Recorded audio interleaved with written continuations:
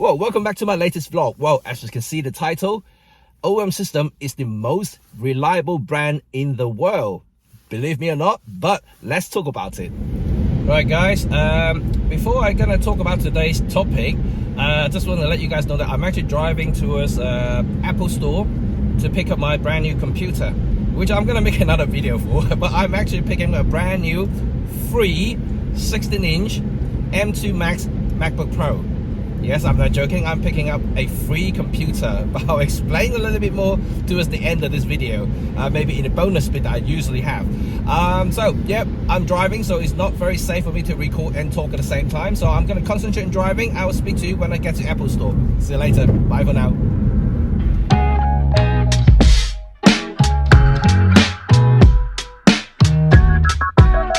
Been at it already, had my tarot read. Things are looking up for me, that's what my tarot said. Been pumping out pheromones and wearing red. Young Jerry Lolliver King, but they're not aware of it. $40 is show money, that's what they stole from me. Blow it all bowling, guess I roll funny. Okay, right, I have arrived. I'm gonna go to Apple Store later to pick up my brand new computer, but like I said, I'm gonna explain to you why I got this computer for free. It's gonna be a very long story, but I'm trying to cut it as short as possible. But anyway, let's go back to reliability thing that we wanted to talk about. And well, it didn't surprise me, judging from my own personal experience. Photo Review is a website based in Australia, and they are brand neutral. They're not Michael Four Third biased. They just a normal photography website. So it's quite interesting that among its readers, although not many according to the report, there is only 267 or round about 300 people responded to the survey, but still it just gives some sort of indication. And in this video, I would like to hear from you what your view is. If you're using different brands before, if you're still using different cameras from different brands, I would like to hear from you about your experience about different cameras, because at the moment I shoot primarily Michael Four Third and more specifically OM/Olympus system. Before that I was using Leica and also Canon, so I can reflect on those brands that I've used before. So I cannot really talk about Fujifilm, I cannot talk about Nikon, Sony, and yeah, basically anything that I haven't really used personally on an extensive professional basis. But I can concur Olympus/OM is better than listen, last place in terms of reliability, Canon, which is quite surprising because Canon is always one of the biggest boys, right, in the photography industry. They are, you know, the top two almost like throughout this entire history, and they just dominated basically the entire photographic scenes. So it came as a surprise that to many people, if you don't know about Canon or in the photography scene for long enough to know about the history of Canon, Nikon, all these big three basically. So Canon is ranked at last. Okay, now here comes to my own personal experience. Back in the film days, Canon were really good, and I used their film cameras, SLRs, way back in the, I would say, early 90s. I loved their cameras and they were reliable. There's nothing wrong with them, to be quite honest. That, you know, this is why they were one of the biggest. Their quality optics, quality bodies, reliable bodies, very well built, and the brand is obviously, you know, reflected that. So, so when the digital evolution came along, I continued with Canon. Okay. Obviously, early days of digital cameras were all very similar. You know, resolution was low, technology weren't that great, and yeah, there were a lot of issues, not just Canon. So there were lots of software issues here and there, you know, crashes and so forth. But the thing is, throughout the entire 7-8 years, since I digitized my my workflow from film to you know, digital, and I found that the reliability from the user's point of view, the DSLRs never really improved much. Even though that I was using the semi-pro bodies, the 5D series, I never went up to the EOS 1's digital series, because first of all, it's very costly, very expensive. Second, I don't see much point of it because the 5D is basically aiming at the semi-pro market, and which is more than enough for my use. But even so, I was a little bit disappointed in terms of reliability. It was just horrible because I had lots of crashes. I'm not joking, lots of crashes. The so-called weather sealing was horrible because some of you might have heard of this story before. I took it to China, the 5D Mark II, back in 2011 for a travel trip. So I took loads of photos there and subsequently published and everything like that. But the camera that I used failed on me twice in rainy situations. Okay, to be fair, it was quite a heavy rain, almost like torrential rain, and I was out for a few hours, so the camera was basically constantly bashing by raindrops. So that didn't help. However, I used cameras in that sort of situation before during the film era with the Canon film SLRs. That never had any problems, nothing. It was totally fine. The ceiling was good, nothing happened. But the 5D failed twice. LCD went, some of the buttons stopped functioning, and I had to stop photographing, and I had to go back to the hotel, put the heating on the full blast, and dry the camera. And then luckily it came back to life the next morning. But it's annoying. It's annoying. But this is only one issue. And then the crashes also, you know, like I had so many crashes when I was shooting. Sometimes at the time, you know, I wasn't really using any video features, and actually at the time videos in DSLR still wasn't great at all. So I'd never really have any overheating issues and things like that that most mirrorless cameras will experience these days. But crashes, suddenly the camera would just basically freeze. Yep, I couldn't do anything. You couldn't even take any photos. It just froze. I had to take the battery out, reinsert it, and start again. So these things did happen to my camera multiple times. And as a professional, reliability is really paramount. You really want to get those shots at the critical moment.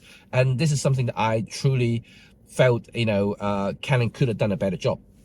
So this is also one of the reasons why I went with Olympus at the time in 2016 when they invited me to test the then new EM1 Mark II. Okay, performance-wise, I'm not going to go back to it now because I have many videos that I've done talk about why I switched and things like that. You know, if you're interested, I'm going to put some links in the description so you can check it out.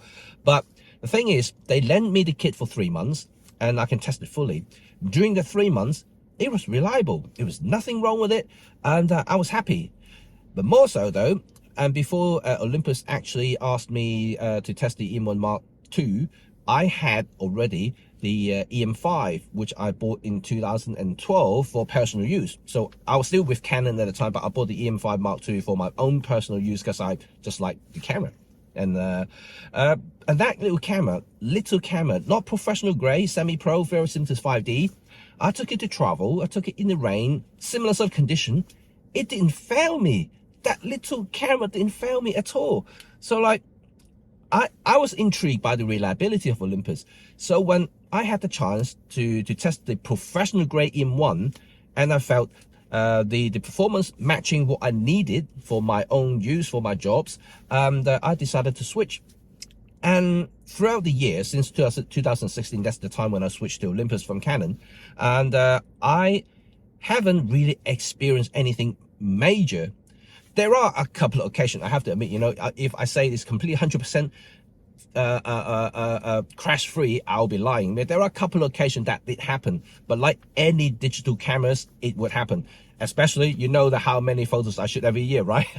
So the percentage is extremely low compared to Canon. And I don't even want to go Leica. You know, Leica is so unreliable in that regards. And but yeah, I can concur this survey. So it's totally what I expected to see because this is my own experience. So there you go. This is why I think it's very interesting to learn about this survey, and I really would be interested to hear from you why you think one is better than the other, and your experience about crashes in different cameras, your story about the reliability in different camera brands, maybe even bodies if you want to be more specific. Tell me your story, why you think your cameras are more reliable than the other. I'm not trying to be a Michael Four Third guy here. I just want to hear from you and interested to learn about this survey, whether they did reflect in terms of how many real users out there, because so far there are only about 200 something respondents for the survey. So hopefully I'll get a little bit more in this video, and I want to hear from every one of you to see whether you concur with the results. That will be interesting, and I really genuinely want to know about it. Okay, right, I got my computer. Spent ages trying to do everything because I need to erase my old computer. I want to transfer all my files to the new computer and via Thunderbolt. That process went very quickly. That's about 20 minutes. I transferred literally like half a terabyte of data from my old computer to the new computer, so that was okay. But it was the afterward, you know, and I'm trying to sign out for my Apple iCloud and trying to erase my old computer, and that was stuck for some reason, for some bizarre reasons. But anyway, it's all sorted out. I'm here. My computer is gone. My old computer's gone. I got a new one. So yeah, I was trying to say to you guys that why I got my new computer. I'm going to start my car now. I'm just trying to make my way home, to be honest. It's taking a little bit longer than expected. So the new computer, yes, it's a really weird thing, simply because I had a really nice, basically souped up, maxed out 2020 16-inch MacBook Pro. That was the last Intel i9, the 9th gen i9 processor, 8 cores, whatever. You know, basically it's a really good computer, expensive as well. You know, I'm always thinking that Apple may be overcharging a little bit, but anyway, regardless, I'm always a Mac guy. And so the machine was fine for a couple of years, and lucky I have the Apple Care. I always suggest people, if you do get a Mac, get the Apple Care as well, and don't skimp out on it. No, don't do that, please. And because repairing Macs is expensive, and they can be so expensive, you know, that you might as well just forget about and buy a new machine. So yes, get a new when you get a new Mac, get the Apple Care at the same time. And so that's exactly what I did just now for the new computer. And so yeah, go back to the story. Yes, lucky I had the Apple Care, and my MacBook Pro basically starting to have problems after 2 years. And so first of all, with my battery, and then it was the graphics card. Yeah, I paid extra for the graphics card and failed. And after that, beginning of this year, I developed my third problem, which is the keyboard. The keyboard backlight, the backlight went completely. So Apple saw the repair history from my account, and then you know, they basically suggest that, you know, like yeah, you could you know, have a check with Apple support and Apple Care to see if we can I can get a replacement machine, right? And simply because Apple doesn't make the old Intel machines anymore, and the policy will always be exchange or replace a like-for-like machine. And because I had paid extra money for the top spec Intel machine at the time, and they have replaced me with a brand new top spec M2 MacBook Pro. So I have received now the M2 Max with 38 core graphics card, and also graphics core, and also have 64 gig memory of RAM of memory. I'm trying to say now because it's really hard for me to remember all the specs. I'm not really a tech guy in computer world, and I just use my machine for work, and I just need to make sure that it's fast enough and lasts long enough for me to do my job, right? And so this is actually pretty cool machine. I have never ever tried any Apple Silicon before in any computers. Yeah, I've been using iPhone, but you can't really do much about professional apps like Final Cut that I edit all my YouTube videos, for instance.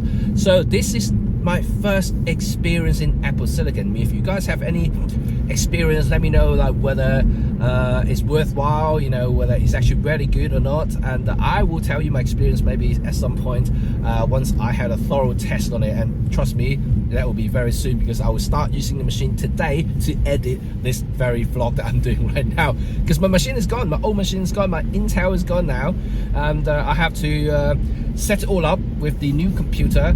Yeah, it's always that transition process. Even though I transfer all my files, but I have to re-log in, re-sign in all the apps that I had, and also punch in all the registration detail for other apps that I purchased before. Even though that there's a migration assistant helping you transferring files from old computer to new computers, but this process will still need to take place. And yeah, this is the only annoying thing. So I'll probably spend the rest of this afternoon re-registering everything. Anyway, let me know your thoughts about reliability, because I would like to hear from you. I would like to hear you know, like all your experience in terms of cameras reliability. This is interesting for me to learn about as well, and I'm pretty sure a lot of your this community and whoever is watching will be quite curious to find out everybody else's experience in different camera brands and different camera bodies. Like I said, I share mine already with my Canon history. Like I always also said as well, Leica was very poor in terms of reliability. They may sound cool and stuff, but yeah, they were very terrible when it comes to reliability. Yeah, they're expensive, but doesn't mean that they're always the most reliable thing in the world. So far, to me anyway, OM system cameras are the most reliable, because these are the few brands that I've owned and used. So yeah, let me know your thoughts about it, and until next time, I will speak to you all very, very soon. I'm gonna head home and continue setting up my computer. See you later. Bye for now. Peace.